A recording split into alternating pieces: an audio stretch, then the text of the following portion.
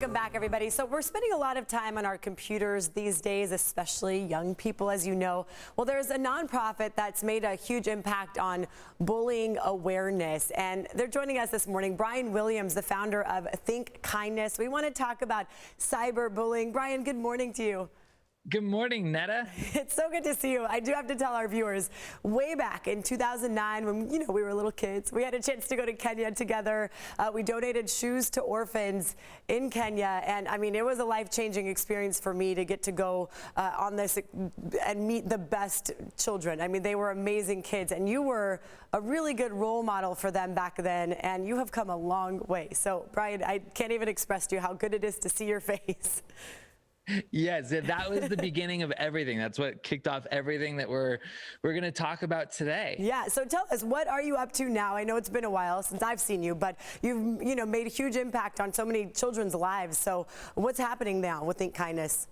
Yeah, so Think Kindness, our core mission is to inspire kindness in schools across the country. And normally what we do is we instigate massive kindness challenges by going in and doing these huge school-wide assemblies. But obviously, because of the pandemic, that's not happening anymore. So we've pivoted our program to create a new virtual experience for students. We're in essence doing virtual school assemblies in an effort to inspire kindness and also decrease bullying, which nowadays brings me to a lot of the online and cyberbullying that's happening in schools and in the living rooms of households across the country. And it's, so hard to think with parents, kind of trusting their kids' virtual classroom. I mean, you just got to hope for the best in that scenario. That's hard enough as it is. But then you add cyberbullying to the mix. So what are you noticing now with, so many kids doing virtual classes? How is cyberbullying affecting them? Well, kids are online more than they were before. And for some students, they are home alone while their parents are working. So they're also online unmonitored.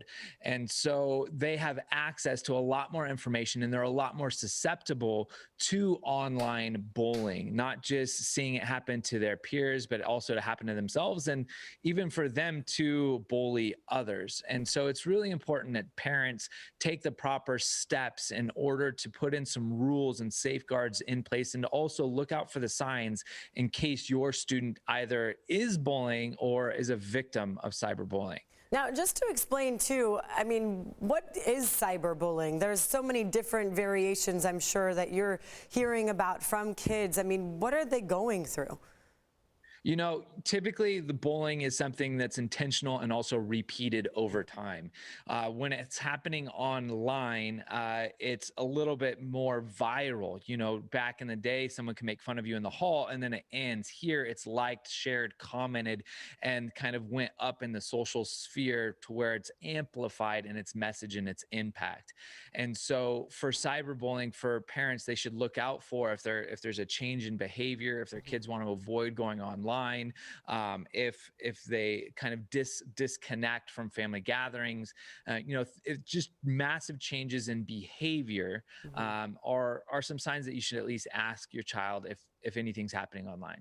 And I mean, what can you even do about it? When something is kind of spread like that, how do you help your child through that process? And the number one most important thing is to tell your child that it's not their fault, right? That's the first thing, that it's not their fault, and that usually bullying is a sign of something else. So we have a saying that hurt people hurt people. And so usually that's a cry for help from the bully's perspective. The next thing is to block that individual. You want to screen capture everything, get proof, let the school know. And then also, if you are home, make sure that your child is online in an area where you can visibly see the computer and see what's going on. And if you see every parent knows when their students or their child's face changes and something bad's going on, just take notice of that and ask them and create that dialogue. Okay. And what about on the other end? I mean, what if your child is the bully?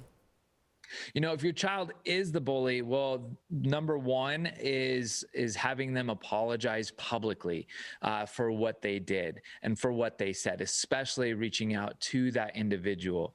One of those things is the preventative measures is to make sure that you have access to all of your child's social media accounts, access to everything that's going on in their life. And when they give you that access, you have to be careful. You can't overdo it, but you need to keep an eye on what's happening in their social world. There's so much to think about. And, your message of think kindness, I would hope kind of stays on the top of their mind. And we're seeing the video that you're doing with these Zoom boxes and these kids. And, what's the main thing that you're teaching them when you do these virtual assemblies? That everyone, no matter who you are, has the power to change the world. And every single person has something to offer the world. And by just doing a simple act of kindness can truly make our world a better place, when in this time in our life seems like we need kindness now more than ever before. And so when a student realizes they have the power to change someone's life, it's addictive. Mm-hmm. Brian, I hear your passion then. It's still there with you now. You care about these kids and you want to see them do well and spread that kindness. I mean, you taught that to orphans in Kenya. You made them smile and so happy and made them feel motivated that they can be anything. So I'm glad to see you're still doing this great work. Thank you so much. And tell us real quick, how can our viewers help this cause?